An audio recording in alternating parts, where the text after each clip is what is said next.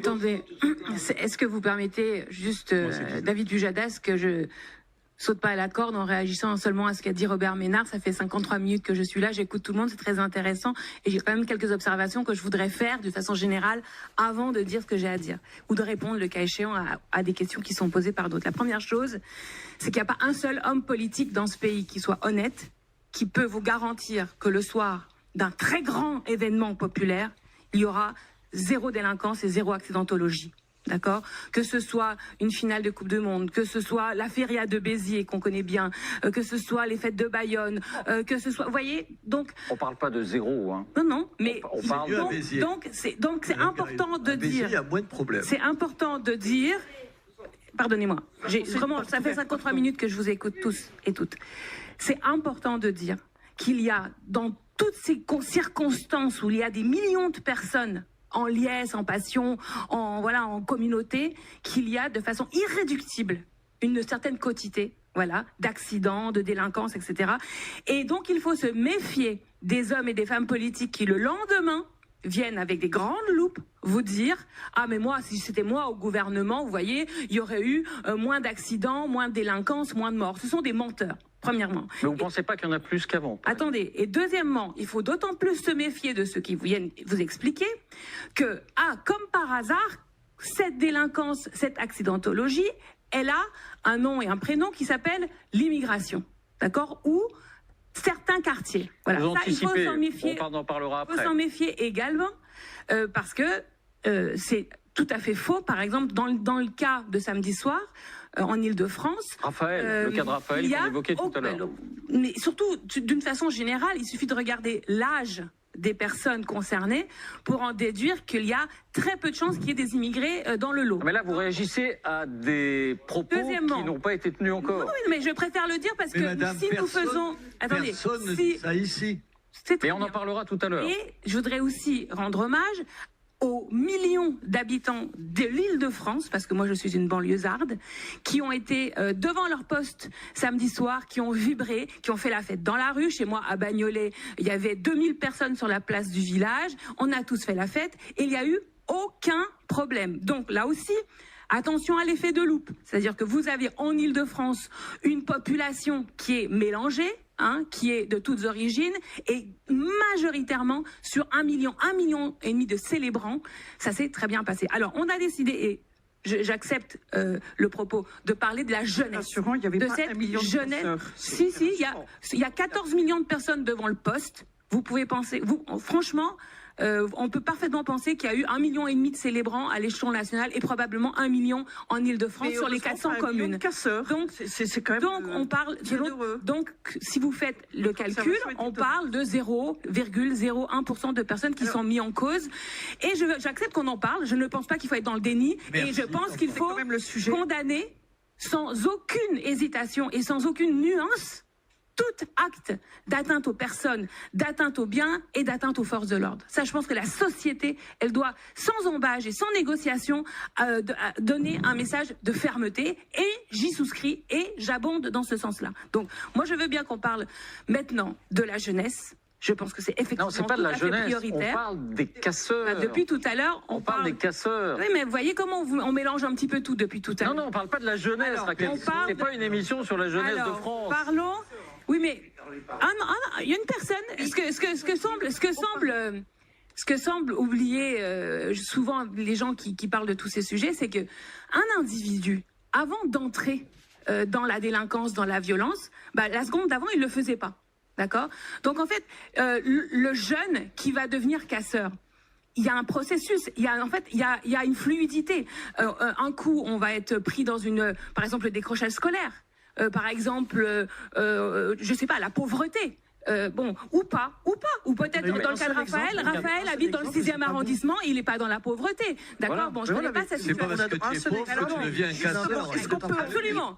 Et je préfère dire que je ne suis pas du tout d'accord avec les discours qui consistent à dire que si quelqu'un rentre en délinquance, c'est parce qu'on est pauvre. D'accord? Nicolas Sarkozy n'est pas pauvre. D'accord? La délinquance en col blanc, ils ne sont pas pauvres. C'est ce qui fait qu'un individu... Non, mais pardon, j'ai le droit de dire et vous maître de ce que je dis. Et votre raisonnement, pardonnez-moi, il est extrêmement mauvais. vous faites partie d'un parti qui, précisément, du soir au matin, explique que tout ça, c'est de la faute aux immigrés. Ludovine de la Rochère vous répond. Ludovine de la Rochère lui répond. Donc, attendez. Ça m'intéresse de savoir comment, en tant qu'adulte, en tant que société, avec bienveillance, on fait en sorte d'éradiquer, pas si ce n'est tout, au moins une grande partie des actions violentes dans la société. Alors, Ludovine de la Rochère vous répond. Si vous voulez, je peux vous donner comment ça se passe chez moi. Il y a des outils qu'on devrait avoir en tant que puissance publique qu'on n'a pas. Il y a aujourd'hui, par exemple, en Île-de-France, 350 jeunes qui sont en liste d'attente pour voir la protection judiciaire de la jeunesse.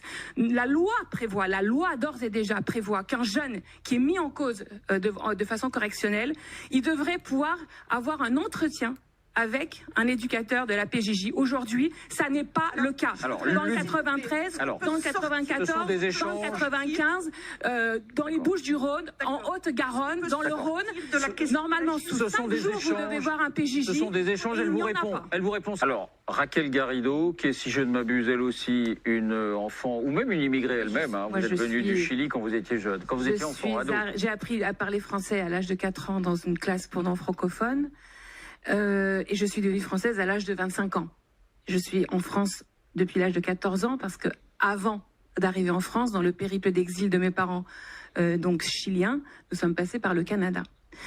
Moi, je voudrais quand même montrer quelqu'un du doigt ce soir. Je voudrais montrer du doigt le gouvernement et quand j'entends le ministre Darmanin, à 1 an de la fin d'un double quinquennat macroniste, expliquer qu'il faut un moratoire sur l'immigration légale, en fait, je boude de l'intérieur parce que je me dis ces gens ont été au pouvoir pendant 9-10 ans et à la fin de leur mandat, ils regardent les Français et ils leur disent mais ma bonne dame, si vous vous sentez mal, si vous êtes mal soigné, si votre salaire est misérable, si vous n'êtes pas bien dans votre quotidien, si vous avez des angoisses, c'est pas du tout de ma faute, moi, en tant que gouvernement, pas du tout. Mais sur le fond, c'est de la faute des immigrés ou des futurs immigrés. Et je trouve qu'il y a une indignité, une culture de l'impunité et de l'irresponsabilité.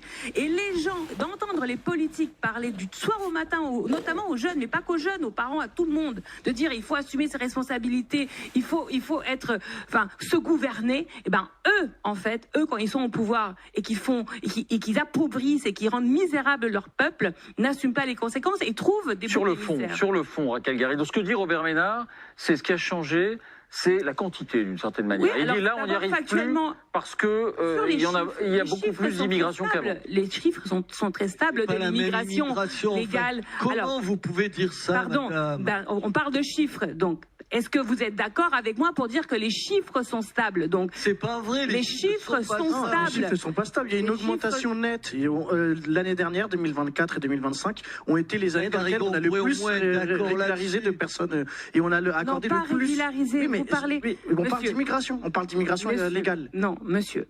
On parle d'immigration légale. Vous parlez du chiffre. Pardon, mais vous. De quel chiffre parlez-vous? Alors, je vais vous donner. Ça vous intéresse les chiffres? Donnons les chiffres. Donc, nous sommes 68 millions. D'accord? 68 millions. Il y a 6 millions de personnes qui sont étrangères en France. Sur ces 6 millions d'étrangers, il y en a 1 million qui est né en France. D'accord? Donc en fait, ce dont on parle de la quotité de la population, c'est quelque chose qui est tout à fait non mais c'est le même raisonnement que vous avez. D'accord.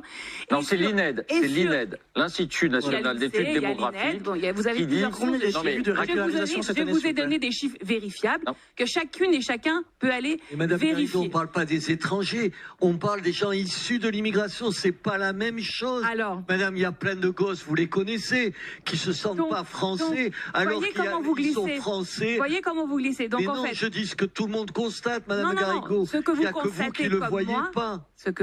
Pardonnez-moi, je vous donne des chiffres. Et comme vous êtes d'accord avec mes chiffres, et comme vous êtes obligé de reconnaître que les étrangers ne posent pas de problème. Du coup, vous basculez sur un autre registre qui est de dire que les enfants des étrangers posent problème. Donc, ce sont des Français. Vous comprenez pas que les gens... Non, mais ne me dites pas que je ne comprends pas, parce que je comprends très bien.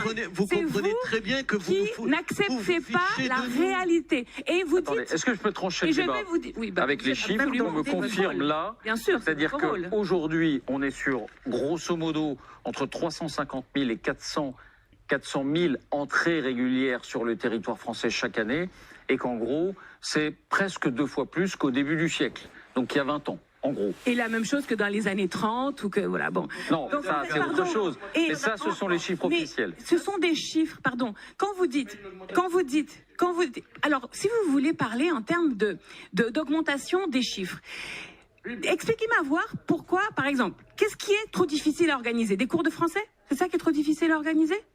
Non, c'est pas difficile. Bien sûr que c'est difficile, parce que quand vous êtes arrivé à la Devèze, les rapatriés d'Algérie, on vous a tous mis dans le même endroit, et au bout d'un certain temps, vous n'étiez pas tous à la Devèze. Vous avez rayonné dans la région, dans le reste de la France. Il y a justement la question de la proportion. Ma grand-mère nous a fini par nous rejoindre du Chili, elle parlait pas un traître mot de français, et quand on est une dame âgée, c'est compliqué. Eh bien, il y avait à l'époque des institutions où systématiquement on prenait les personnes et on leur apprenait le français. Mais quand arrivé dans un endroit où quand on a la télévision, on voit des gens comme vous qui passent leur temps à dire que le problème c'est les immigrés.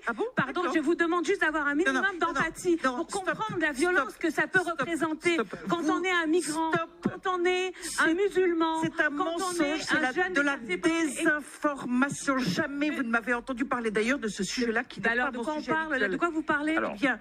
Et si vous écoutez, vous allez voir où est-ce que je vais arriver, peut-être. Alors, Ludovine de la Rochère. Je voulais revenir à un autre aspect de la question, et ça a été... et ramenons bien le sujet à ce ça a été abordé absolument, et il faut y revenir. Il y a la question de la proportion, et à un moment donné, l'État, les écoles se trouvent débordées. C'est tout simple, hein, pour apprendre la langue, pour apprendre le français, etc. On n'accuse personne, mais en revanche, c'est la proportion. C'est pas vrai. Aujourd'hui, il n'y a pas de parcours systématique de avez, gestion on du vous a logement, assez du travail, de la langue. C'est pas vrai. Non, mais parler de choses quand on vient, il y a des courants. La seule ici à être immigrée, c'est-à-dire arriver dans l'avion. Non, chacun son tour. Allez-y, Ludovine de la Rochère. Non, Raquel Garrido, c'est à vous que revient le dernier mot. Pas trop long, s'il vous plaît. Puis on va accueillir celui qui va conclure. Merci beaucoup. Moi, je vais vous dire que moi, j'ai confiance et j'ai foi en la France. J'ai peut-être la passion, on va dire, des derniers convertis. Mais comme je suis devenue française qu'à l'âge de 25 ans, pour moi, la République, c'est quelque chose auquel j'adhère en conscience.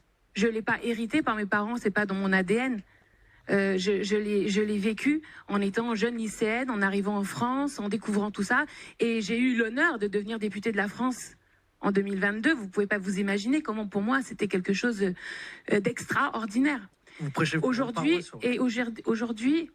il me semble néanmoins que notre projet ensemble, notre projet commun, notre projet patrie, notre patrie républicaine, c'est vrai qu'elle est fragilisée. Elle est fragilisée, mais de plusieurs endroits. On a beaucoup parlé de la jeunesse délinquante aujourd'hui, et c'est normal compte tenu des événements récents, mais on peut aussi parler de ceux qui refusent de payer les impôts, les ultra-riches qui jamais n'ont été aussi riches que sous le macronisme, qui refusent de payer la taxe Zuckman, un argent dont on a besoin pour l'école. On a parlé des éducateurs. Prochain débat, je vous promets. On a besoin de payer ça, et les évadés fiscaux font du mal à la France. Les partis politiques qui vous expliquent qu'en fait, certains quartiers ne sont pas la France font du mal à la France. Donc pour aimer la France, madame, il faut aimer les Français.